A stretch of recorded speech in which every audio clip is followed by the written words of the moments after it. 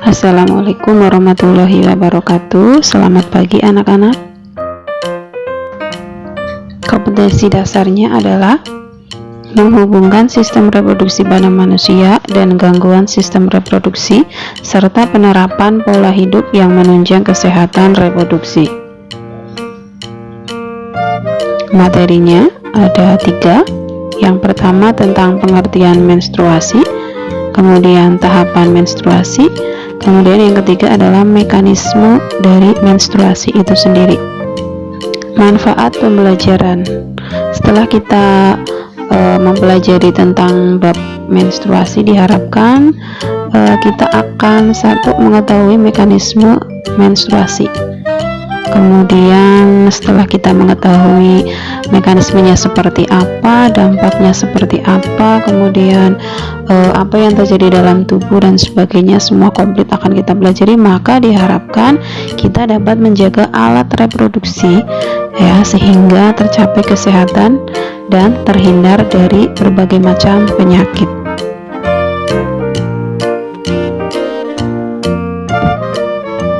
Pada bab menstruasi ini ada beberapa hal yang akan kita bahas, antara lain 1. Definisinya, kemudian penyebabnya, kemudian siklus dari menstruasi itu sendiri, tahap-tahap dari peristiwa menstruasi, dan mekanismenya, serta nyeri haid ya, karena menstruasi ini sama artinya dengan haid. Kita bahas definisi. Apa sih menstruasi?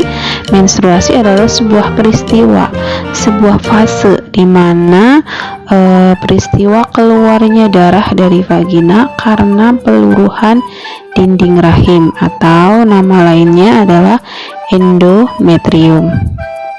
Kemudian apa sih yang menyebabkan menstruasi ini?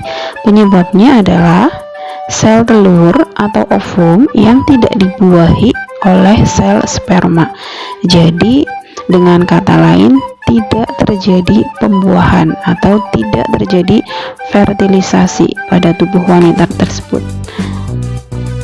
Kemudian siklusnya, lama menstruasi normal itu selama 3 sampai 7 hari. Jadi paling cepat itu 3 hari, paling lama 7 hari. Kemudian siklusnya adalah tiap 28 hari sekali. Ya, jadi setiap 28 hari seorang wanita akan mengalami peluruhan ya, atau menstruasi.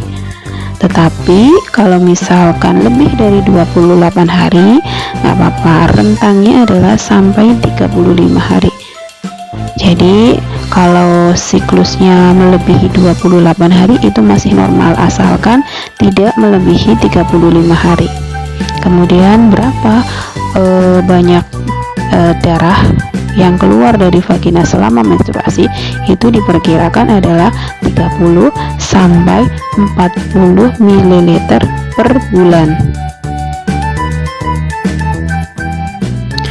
Tahap menstruasi.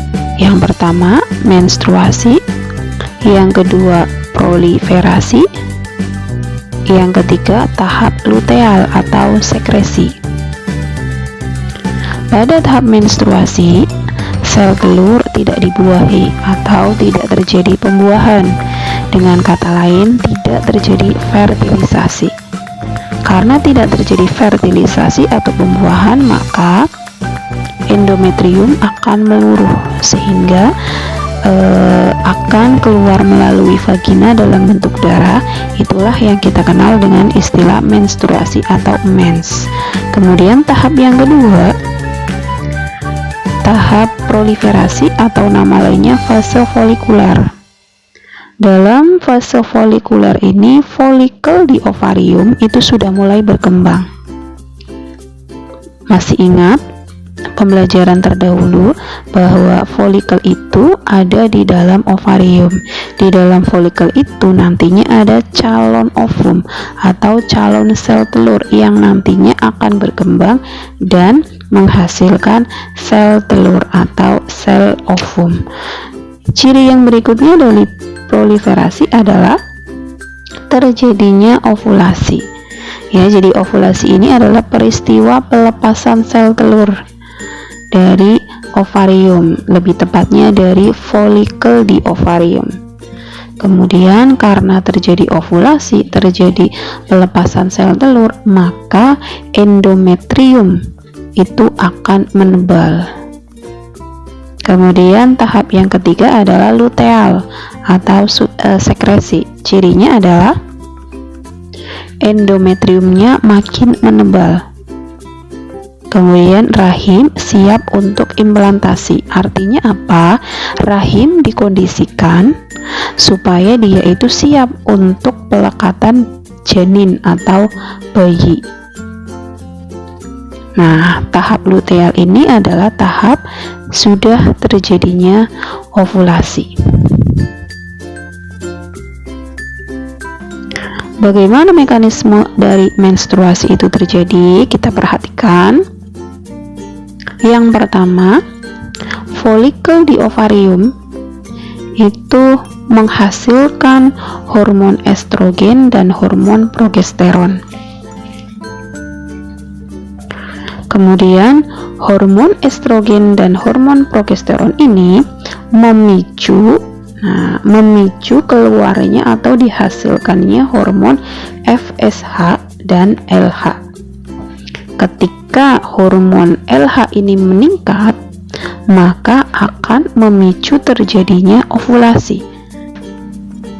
Ketika ovulasi dan dihasilkan sel telur itu akan mengalami dua nasib. Kalau dia itu tidak dibuahi, nah biasanya kalau tidak dibuahi berarti dialami oleh perempuan atau wanita yang belum menikah. Ya, jadi tidak ada sel sperma yang membuahi, maka sel telur ini akan meluruh bersama dengan dinding rahim, terjadilah menstruasi. Jadi tidak akan dihasilkan individu baru atau tidak akan dihasilkan janin atau bayi, tidak akan. Kemudian kalau sel telur ini dialami oleh orang yang menikah, ya, ada sel telur dibuahi oleh sel sperma, maka kemungkinan yang kedua adalah dia akan menjadi individu baru. Ya, sel telur ini akan dibuahi. Ya, pertemuan antara sel sperma dengan sel telur nanti akan berkembang menjadi zigot akan tumbuh menjadi embrio, dan embrio akan tumbuh menjadi janin akan berkembang menjadi bayi, dan bayi inilah yang nantinya akan dilahirkan dan menjadi individu baru atau keturunan, dengan kata lain akan menjadi seorang anak. Pada menstruasi, sering sekali para wanita yang sedang mengalami menstruasi akan mengalami yang namanya nyeri haid. Sebenarnya apa yang menyebabkan? Pada umumnya setiap wanita yang mengalami haid ini akan terasa nyeri. Nah, penyebabnya adalah, jadi di dalam rahim itu terjadi kontraksi, ya, di dalam rahim atau uterus itu karena sedang mengalami peluruhan endometrium, itu akan terjadi kontraksi hebat. Nah, ketika terjadi kontraksi hebat ini, maka suplai oksigen itu berkurang, atau dengan kata lain mengalami hipoksia. Nah, ketika suplai oksigen berkurang, maka akan dihasilkan yang namanya prostaglandin. Nah, inilah yang menyebabkan perut seorang perempuan yang sedang menstruasi atau haid akan mengalami nyeri. Ya, nyeri ini nggak apa-apa, normal, karena dia memacu untuk keluarnya endometrium yang sedang meluruh itu supaya meluruh lebih cepat. Ya, jadi itu hal yang sangat wajar dialami oleh seseorang yang sedang menstruasi.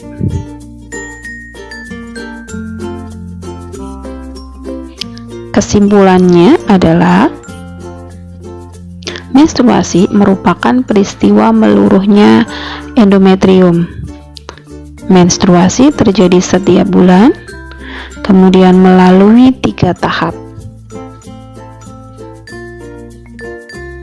Oke, terima kasih. Demikian pembelajaran hari ini, semoga bermanfaat. Sampai bertemu lagi di next video untuk subbab berikutnya. Wassalamualaikum warahmatullahi wabarakatuh.